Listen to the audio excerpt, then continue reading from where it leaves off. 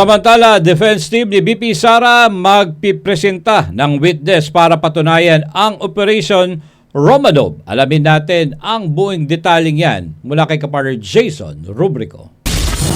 Handa ang defense team ni Vice President Sara Duterte na ipresenta ang testigo na magpapatunay na totoo ang banta laban kay VP Sara at sa kanyang pamilya.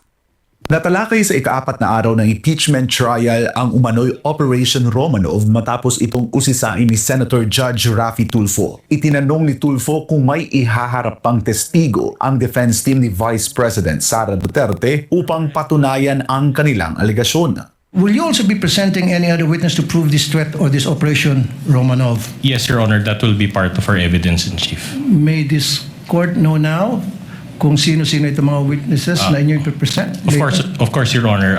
We are not at liberty to disclose that at this time. Again, it will depend on the course of the trial. Naitanong din ni Tulfo kung may kaugnayan ang Operation Romanov na binanggit ni Vinluan sa mga naunang pahayag ni Davao City Mayor Sebastian Baste Duterte. May relasyon ba ito sa binanggit ni Baste sa sinabi ni Princess Maui at yung binanggit mo? Magkakarelasyon ba yung tatlo? Your Honor, I have no personal knowledge of what Mayor Baste said, so I cannot comment on that, Your Honor. So hindi mo napanood yun? Hindi...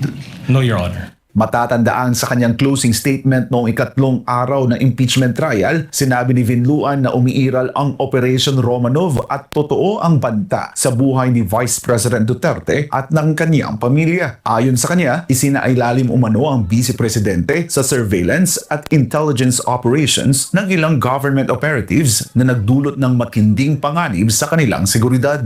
Operation Romanov is in place, and the threat against their lives is real. VP Sara became the target of unauthorized intelligence and surveillance operations by government operatives that expose her family to high-level risks and security threats, thereby causing intense trauma and uncontrollable fear. Her homes in Davao and Manila were profiled, and this is proven by classified casing reports. Her trusted security personnel were removed. Her schedule of official functions like the one in Naga was leaked by intelligence agents, and her security was heavily compromised. Samantala, dumating sa Senado si Office of the Vice President Chief of Staff Attorney Zuleika Lopez matapos siyang masabpina para sa pagdinig. Ayon kay Defense Spokesperson Attorney Michael Poe, hindi pa maituturing na hostile witness si Lopez. Ipinaliwanag niyang hindi otomatikong nagiging hostile witness ang isang testigo dahil lamang nagtatrabaho ito sa kabilang panig. Yung hostile rules, no?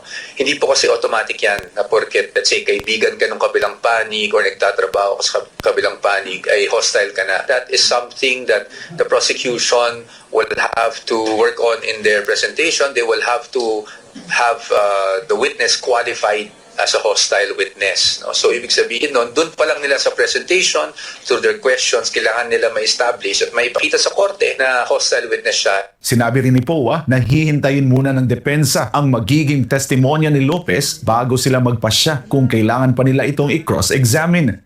Abangan natin tomorrow kasi kahit kami, di pa namin alam kung magka-cross o hindi. But definitely, titignan muna natin kung ano yung magiging presentation sa kanya.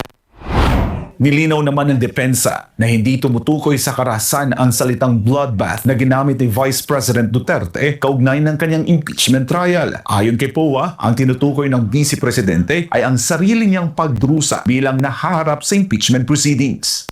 Ang ibig sabihin niya doon ay yung sariling dugo niya yung tataga dahil siya yung nagiging subject nitong impeachment proceeding na ito. And that was clarified further when last week pumunta siya dito na sinabi niya she will be bludgeoned, hindi ba? So what she meant was bloodbath was actually herself.